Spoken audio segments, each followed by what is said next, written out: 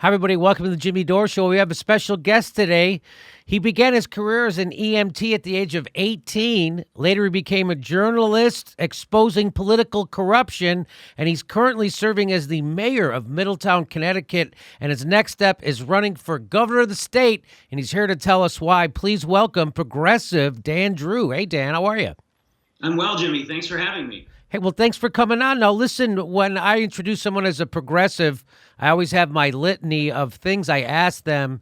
Are you for a $15 minimum wage? Yes, I am for a $15 minimum wage. I've testified in favor of it before the Connecticut General Assembly, and I've stood with SEIU on many occasions over many years in the fight for 15. Oh, okay, fantastic. Single payer healthcare? You're for single payer? Not only am I for single payer, but I think we have to start implementing it at the state level, and I am the only candidate in the race, Democrat or Republican, who is for real universal single payer healthcare, and I think we should do it right here in Connecticut. Fantastic. How about college? How about getting money out of politics? All for it. I'm using a public financing system to qualify for a clean elections grant, and I'm working on gathering together small dollar contributions that will help me qualify. So yes, absolutely all for it. And I think we should repeal Citizens United. Wow. Okay. So what about college tuition? Are you for free public college tuition? I am for free public college tuition for four-year universities and community colleges. And I think we need to make a much more significant investment in vocational technical education at the secondary level as well. Oh, okay. Well, I won't ask you anything about foreign policy because you're running for a state office. So it seems like he's covered his bases. Did I leave anything out? Okay, so I'll go ahead and say those are progressive positions. Fantastic. Now, why are you running for governor? Because we do everything backwards in this country, and we do everything backwards in Connecticut. We do everything we can possibly do to help the most elite people out there. We do everything possible to help the people who don't need any help, and we forsake working people. And I want to change that. I think we're only going to do well and we're only going to be successful when we get back to ensuring that real people who work every day for a living have an opportunity to succeed. And I think when Connecticut and when the United States have been successful in the past, it's when we've taken that kind of policy approach. We're not doing that in Connecticut right now. We're certainly not doing that nationally right now. And I think we have an opportunity in this state to be a leader nationally and to start setting forward policies that are going to help people in the middle class and save them economically from the disaster of the Trump administration and the failures of the corporate Democratic establishment that have taken place over many years. Okay, so, I've heard you use the term pro-growth progressive Democrat. Can you explain what that means? So generally what I interpret it to mean is that you believe in building an economy from the ground up, that you believe in ensuring that small businesses have an opportunity to succeed and that people have an opportunity to work. So for example, FedEx Ground is building a $250 million distribution hub here in my city. We worked hard to convince them to use union construction workers to build it. So now this $250 million project is being put together by men and women from Central Connecticut who are members of our local trades unions. And most of the wages on that job are getting recycled back into our economy and our local environment. And that's really helping us grow at the grassroots level and naturally here locally. And that's really making us very successful. Our unemployment is down, our bond rating is up, and we're very healthy as a result of those kinds of policies. So now, you're running against, you have a primary opponent who's a corporate Democrat? There are a few floating around out there, but somebody just announced today who was part of the governor's current administration and actually, as mayor, has worked to eliminate collective bargaining and binding arbitration in Connecticut. And that's a Democrat? Yes. Just announced today. How does a person like that call themselves a Democrat? I don't know. Isn't I guess that's why you're running, right? Because that sounds like a person who would traditionally be a Republican, someone who's against collective bargaining rights for workers? I don't know how any Democrat could be against collective bargaining rights. And I think if you look at charts, you can literally track the economic degradation in this country with the decline in union membership. The stronger the unions are, the better off we will all be. And this mayor did work to undo collective bargaining as we knew it in Connecticut. So how has the Democratic Party responded to your candidacy? Regular grassroots Democrats have responded very well. I've gotten some blowback from some other Democrats, and it's been mixed. But overall, the voters, the real people, are the ones that I respond to, and the ones I'm working for, and the ones that I think about when I wake up in the morning. So Michael Tracy uncovered a letter that they were sending out to the Democrats and saying that you better not run in a way that hurts the Democrats, the corporate Democrats, and the general. Did you receive one of those letters? I have not received a letter like that at all. Nobody's made any kind of demand like that of me. I think it's a terrible thing to do, and I think it bankrupts the intellectual diversity within the party and probably gives an advantage to people who are already advantaged to begin with, and is an example of the kind of backwards thinking that I was talking about earlier. So you seem to be at odds with the party leadership of the last, I would say, I don't know, certainly the last 8 years, probably the last 28 years, that your positions and the things you're saying is at odds with them 100%. In fact, they're more likely to be on the same page as your opponent, who's against collective bargaining. Barack Obama famously didn't lift a finger to help the teachers in Wisconsin when they were getting their collective bargaining rights stripped. And now here we are, 4 or 5 years later, and the evidence is in a $10,000 reduction in benefits and pay to the average Wisconsin teacher, right? So I think that's the problem with the Democratic Party. Why are you a Democrat? Because we have to fix our society. And we need to get back to the issues that the Democratic Party used to stand for. In a time when Franklin Roosevelt was president, when Harry Truman was president, the way that we took care of unions then, the way that we approached the economy, those are the things that we need to do here now. And those are the issues that I'm fighting for and that I care about and that I want to see changed here in the state of Connecticut. And this is the way to do it. Yeah, I mean, we're on board with your program and your policies. You know, progressive. We're always for that. But right now, people, the Democratic membership is at the all-time I don't know if it's an all-time low, but it's really low. It's like 27%. More people consider themselves independents than a member of either party, and millennials and majority of Americans want a third party. So I guess my question is, why try to fight this battle inside the Democratic Party where they're going to be, doing everything they can to thwart someone like you? Why not go third party? Because the Democratic Party has traditionally stood for the right things. And I think it's only in the last few decades that it's drifted away from that kind of approach. And I think it needs to be that party again. The problem right now that we have, I think, and one of the reasons the Democratic Party has lost so many seats nationally, and it's lost a lot of seats in the legislature here in Connecticut as well, is because we're not giving people something to vote for anymore, which we used to do.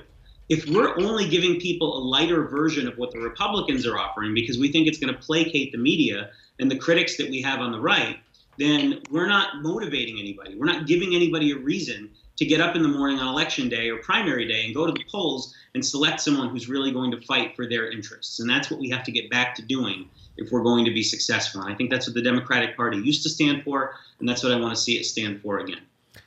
Yeah, I mean, it definitely used to stand for those things. It definitely used to.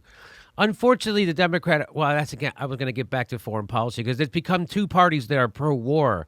And if we can't end the senseless wars and cut the Pentagon budget, I remember when Barack Obama was first elected, there were guys like Barney Frank running around saying we need to cut the Pentagon's budget by 25%. And people said, what do you want to cut? He said, I don't know, but I think that's a good number to start with, right? Because we don't have an enemy anymore.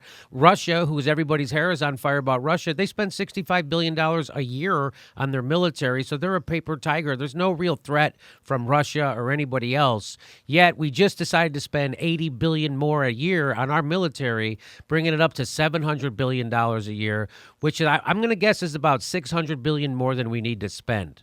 So if we could, I know you're running for governor, which doesn't have anything to do with foreign policy, but you do have an influence on the Democratic Party. And if we could end those foreign wars, which Barack Obama ran on ending those wars, and he didn't, right? So we're still in Afghanistan, we're still in Iraq, he did Libya. and we're still everywhere. Now we're finding out we're in Niger. We're helping Saudi Arabia do a siege warfare in Yemen. So there's all this horrible stuff that's happening that we're doing with our military money. And for no real enemy, if we could end those wars and bring the money back home, we could have universal health care, free college, 15, we could have everything, and our infrastructure could be built back up. What do you say to people who say, what do you say about this? Well, what's the strategic imperative? And what's the point in keeping your country perpetually at war, except to fund a giant war machine? I don't pretend to know everything about each of those conflicts that you mentioned. I certainly know something about several of them. But the simple fact of the matter is that for a long time, we've extended our reach in many, many places in the globe without any clear strategic or, more importantly, moral imperative. And that was one of this country's greatest mistakes during the Vietnam era. There was no clearly articulated strategy. There was no clearly articulated exit strategy. And I don't think there was a clearly articulated imperative for what we hoped to accomplish in the long run. If that's going to be a hallmark consistently of our foreign policy, then we're going to get ourselves into trouble. And I think it's indicative of a larger problem, which is this need by some on the political stage to display this sort of toxic masculinity internationally, and to show how tough they are. And it's very easy to be a tough guy when you're sending someone else's child to do battle in another part of the world. If that's the responsibility that you've been vested with by the public, it's a very serious and solemn responsibility. And there are times, certainly, when it must be exercised. But it's got to be exercised with discretion and appropriately, and in the pursuit of very clear moral and strategic imperatives. And I'm not sure that that's the case everywhere we go now, or with everything that we're doing right now. So, on your website, you mentioned working with FedEx to get them to come to your town. But you insisted on the construction jobs being union. So, first of all, was that a tough negotiation? What we did was we called them we worked very closely with their executives and their attorneys and their engineers all throughout the process. When they committed to come to our community, we actually asked them to come in. We had their construction contractor come into City Hall. I had a meeting with them. I invited all the trade union representatives from the entire region, and I wanted to make sure that they gave as many of our local people an opportunity to work on the project as possible. And the company that was overseeing the general contracting work for FedEx actually ended up hiring union signatories for almost the entire job. The only portion of the job that wasn't farmed out to a union contractor was the steel work, which was unfortunate. We tried to get them to allow that, but everything else went to union contractors, which meant that the workers that built the project, and it's very nearly complete, it'll be done next year, were from this region and are coming into Middletown every day to work, are making good wages, are protected on the job, and have good working conditions. So, correct me if I'm wrong, FedEx, ironically, is not a union company, correct? That's correct. So that was something that, because I worked for UPS as a young man, and I knew they were union, and FedEx treats their employees as contractors. So that's kind of how were you able to pull off getting a non-union company to build a facility with union workers? Like, doesn't that undermine their management philosophy? How did you pull that off? Well, like I said, we worked very closely with the contractor, and we showed them that there was tremendous value in the ability and the training and the skills of the union workers to pull off the job as quickly and as efficiently as possible. And that working very closely with them would save a lot of money in the long run. One of the biggest things, and this is missed a lot, I think, by a lot of public officials, what matters to a lot of huge companies, more than corporate welfare or some of the things that go on, is the ability to be up and running by a particular date and by a particular time. So time is incredibly valuable to them, and time translates into real dollars for a lot of these companies. So having a unionized workforce means that you get a high quality job the first time. And that means big time cost savings in the long run, and it means less opportunity cost lost. They can get going by the time they mean to get going, which means they can be profitable by the time they mean to be profitable. And you get that guaranteed when you hire a well-trained union workforce working with safe conditions and good pay. Now, besides having someone like you specifically lobby individual projects on behalf of union workers. What could we do collectively? Like, what could you do, and what could progressives do to help make it a more welcoming economy for unions right now? Right, like you just mentioned, you can track the wages and unions, and as unions go down, so do wages. In fact, the workers haven't had a real wage increase since the '80s, right? So, what do you think we could do to help bolster unions and union participation with the right to work stuff and taking the collective bargaining away? What could we do to help unions? Well, I think it starts with two key things. One is defending them wherever possible, and two is denouncing trickle-down economics whenever and wherever possible. Because those two things, the abandoning of unions and the reinforcement of the notion of trickle-down economics, are the foundation of the destruction of the unionized workforce across the entire country. So, I remember I was in a meeting probably about a year ago, and there were some Democratic candidates in there, and one of them asked some other people who held elected office if they should stay away from the unions because they were afraid it was going to taint them with the electorate. And the answer one of the other elected officials gave, to their credit, was do not run away from the unions. They are good people. They work hard. This is your base, and this is your working class. Anybody that's going to respond to you because you vote against unions or you work against them is not with you to begin with. And all you're doing is destroying the very people that you're supposed to be serving as a Democrat. So that attitude is destructive. The second thing is the notion that trickle-down economics works is tacitly accepted by a lot of Democrats while it's explicitly accepted by a lot of Republicans. I denounced it the other day because Dr. Arthur Laffer, who developed the Laffer curve and was Ronald Reagan's economist, was here in Connecticut with a Republican candidate for governor. No. I denounced him publicly.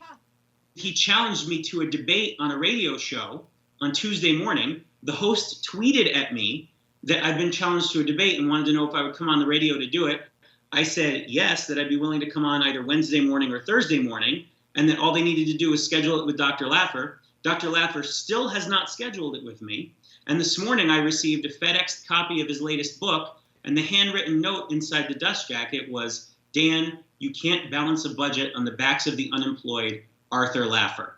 And when I get to debate him, and I hope it happens soon, I will make the case to him that, yes, he's right. You cannot balance a budget on the backs of the unemployed, which is why we can't engage in trickle-down economics, because it only leads to more unemployed people and the people who are working lower wages. So if you can eradicate those two notions from day one, then you're in a position where you make it socially and culturally acceptable to stand with working people. And we shouldn't be afraid of that. And that's a huge part of the problem with a lot of Democrats out there, is they get afraid to say these things because they're afraid they're going to be yelled at by Republicans. They're afraid they're going to be shouted down by conservatives. And I say, who cares? These people are never with you, and we're never going to be with you. And if you're a Democrat and you're going to go through the misery of running for public office and being away from home to do a difficult job for very little money, you should be doing it for the right reasons. So if we're not going to do it to stand up for the people who need our help, then what the hell are we even doing to begin with? I couldn't agree with you more. So that's fantastic. Dan Drew, thanks for taking time and talking with us. Thanks for being a progressive and standing up for workers.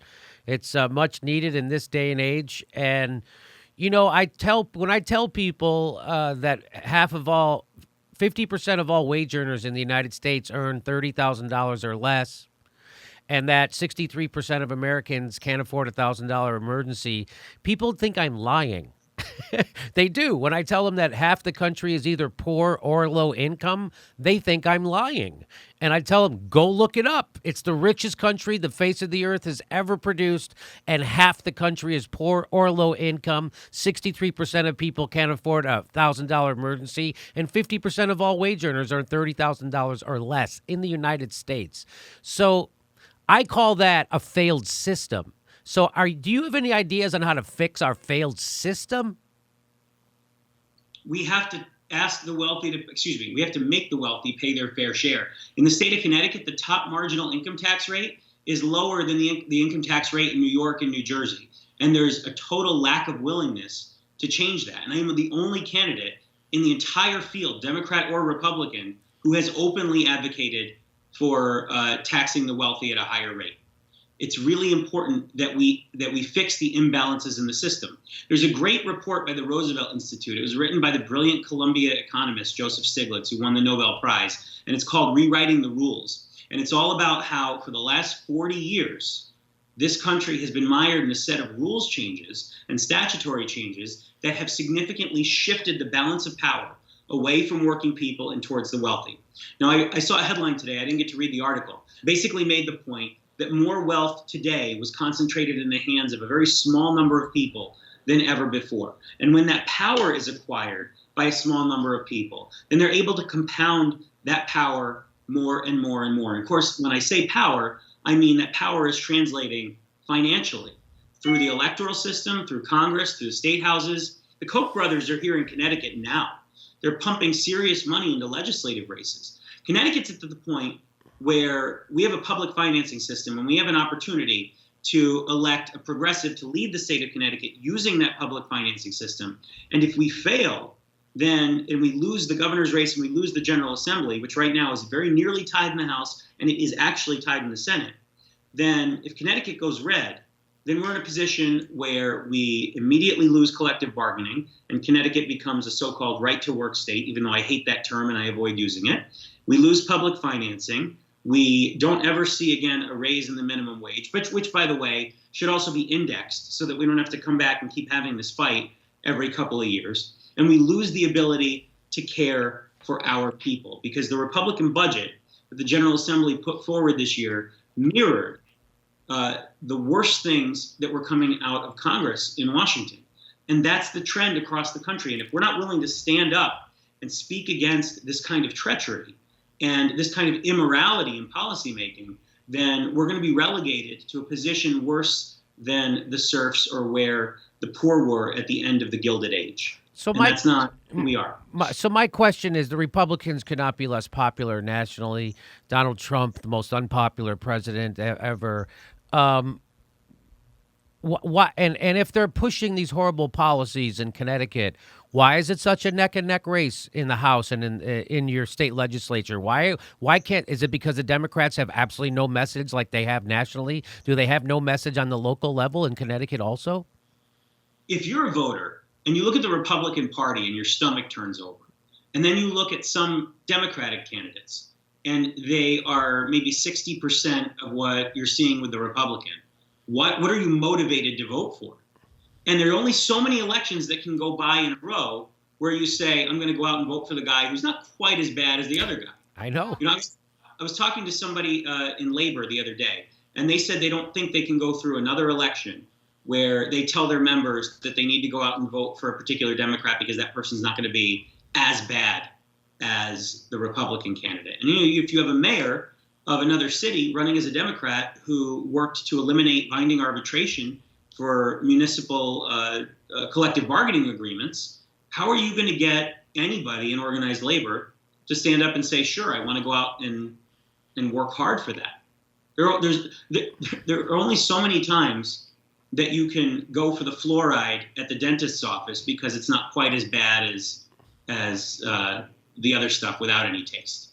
There's just no comparison any longer. There's only so much that people can take before they come. We have to give them something to vote for, and that means that we have to have their economic well-being in our hearts when we get out and start fighting for them. So the Democrats still haven't gotten the memo that you guys have lost 1,000 seats nationwide under Barack Obama. You just lost to a game show host at the national level. And isn't it time to have a message that, Chuck Schumer comes out and he says, we need a bold economic message, and then he gives you nothing. So do you see that? So this is what I'm talking about. It's good that you're running, progressives like you, but it just seems like the Democratic Party, the corporations and Wall Street have a stranglehold on the party, and they're not ever going to let go, and they're going to keep losing to Republicans. And I just don't see this getting better. There's bright spots like you. There's Ro Khanna. There's different bright spots. There's Tulsi Gabbard. She doesn't take corporate money. There's different bright spots in the Democratic Party, but not enough to reform it. I think the Democrats Democratic Party is dead, and they just haven't told them yet. And so I think while there's people like you, again, like Ro Khanna, Tulsi Gabbard, this idea that somehow the corporations are going to let go of the Democratic Party on the state level or the national level is just wrong. And that's why they keep losing. And that's why we were force-fed Hillary Clinton, even though we didn't want her. And they had to rig the primary to give her to us. And they cheated everybody, and they still wag their finger at progressives. I know, again, that you're on the state level and you're running for governor, and this doesn't. But do you see the Democratic Party actually coming around and being a party of the people again before the 2018 midterms? I think the people want it to be that. So here's how I think it happens. I think we get people-focused Democrats elected to start caring for the people. And in some cases, that's going to mean really rough primary contests. It's going to mean fighting against the establishment. And in a state like Connecticut, it's going to mean qualifying for public financing. I need to raise $250,000 in small dollar contributions of $100 or less. Excuse me, between $5 and $100, which means that I need to go out and literally build a grassroots force of people. And if I don't have that and I can't get qualified, then I can't bring this fight to the very people that you're talking about, because some of these other candidates are going to have no problem raising $250 because they're going to be able to go into the wealthier enclaves and make the more traditional argument. So I need to get those small dollar contributions built up. We've been doing a good job with it, but we still have a ways to go. So I need help from people in getting there, and that's a key part of it. Because if progressives around the country are out there connecting with real people, and they're talking the language that real people want to hear and need to hear, and they're willing to work in the direction that helps real people, then we will be successful. This summer here in my community, and this is a hyper-local example, but I'll give you this as an example because I think it's indicative of the wider problem I'm talking about. Our public transportation system, which is run by a quasi-public company, was starting to fail. And we forced out the prior administrators, which saved public transportation in this community. It saved people who were used it to get home from work at night. It saved people who need it to get to the grocery store, who need to go to the doctor's office, who need to get their kids to and from daycare with it. We went to bat for real people here on the ground in a moment when it counted the most in people's lives.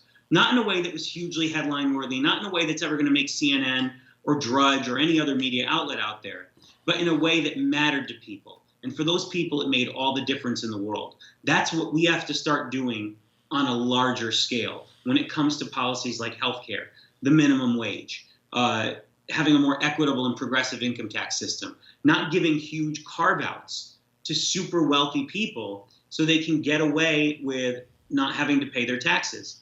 You know, in the state of Connecticut, in the last couple of years, we borrowed $50 million to subsidize two different hedge funds. Oh. One of them is the largest hedge fund in the world. One of the others is in the top 10. We borrowed $20 million about 6 years ago to give to UBS, the Swiss bank, which stayed here just long enough not to have to pay back that money before leaving the state of Connecticut for New York City. If we took that money, and there's, by the way, a lot of other examples like that. If we took that money instead and put it into infrastructure development and had PLAs on those jobs and had our trades workers from our Connecticut Union building trades, building new roads and new public transportation systems and new schools and new sewers, then we generate tremendously more economic activity. If that money was going into educating new doctors and PAs and nurses so we could expand the availability of healthcare to people, or if we were using it to cover tuition at a community college in a machining program where someone could go off and work in skilled manufacturing or some other industry, or if we were using it for tuition-free higher ed, all of these things would make a huge difference in people's lives. And that's, I think, what we need to do. Dan Drew running for governor of Connecticut, currently the mayor of Middletown, Connecticut. He's a progressive looking to get money out of politics, and he's primary in corporate Democrats.